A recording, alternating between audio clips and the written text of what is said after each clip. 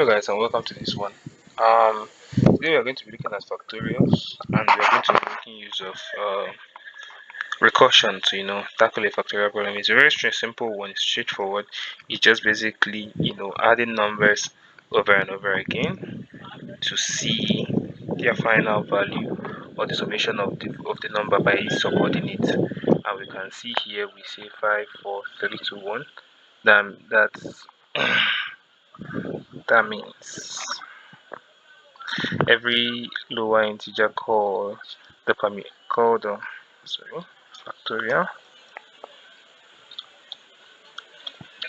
for the factorial of the lower number and multiplication and multiplies itself by it.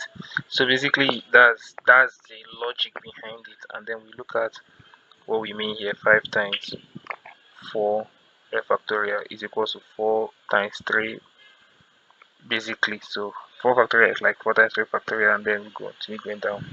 And so we continue going back down that tree, that recursion tree, and so on and so forth. So before the code, let's just look at the tree. So it basically says on the first depth, or the depth, or the shallowest depth, we have 5 colon 4. Then we go deeper with 5 4 colon 3, just like that up until we get to 0 where it calls 1, and basically that's it. So we are going to put a point here, then something here, and then put here, and then we'll call our delta. We can see how that goes. Sorry. So let's see how that goes. So we will put into this guy. We see that we are at the depth of 5.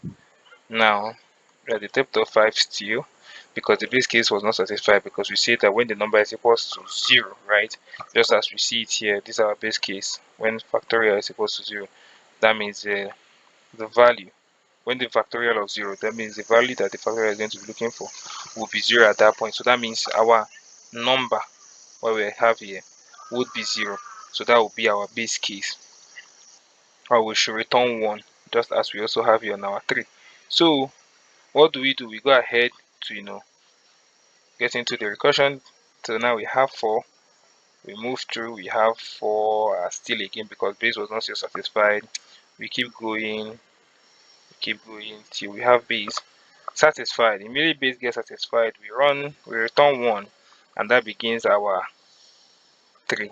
So we now have factorial is equals to 1. We have factorial again equal to 1 at indexing of 2. After adding the 2, it goes to 2. From 2, basically it's multiplying itself. You can now see it in 6. Hope you're looking here, right? You see it go to 24. From 24 times 5, you see it go to 120. And basically that's the whole tree, that's the whole factorial run there. So we see the base case, we see the recursive case, and that's it.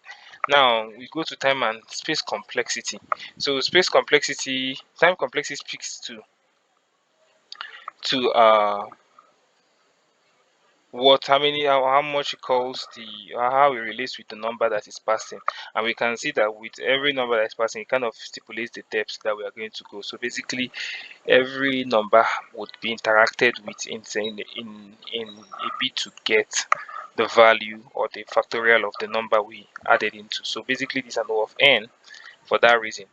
And then the space complexity, just as every stack or every recursive key, every recursive of implementation, on every stack call or in every depth there is a use of there is a use of the space, or use of space for every variable. Say for n, right? N here, right? A number here rather is called on every stack. So for that reason, so if we call it here, call it here, call it here, call it here, call it here, and call it here, right? Sorry, call it here. So we already see that we are already calling it n amount of times. So for that reason, it is also O of n. And that's basically it. So I hope you enjoyed this one. So it's a very short and brief one, and just basically to gain that recursive strength mentally. So that's just basically it. Muchas gracias. As well as in choose. See you on the next one.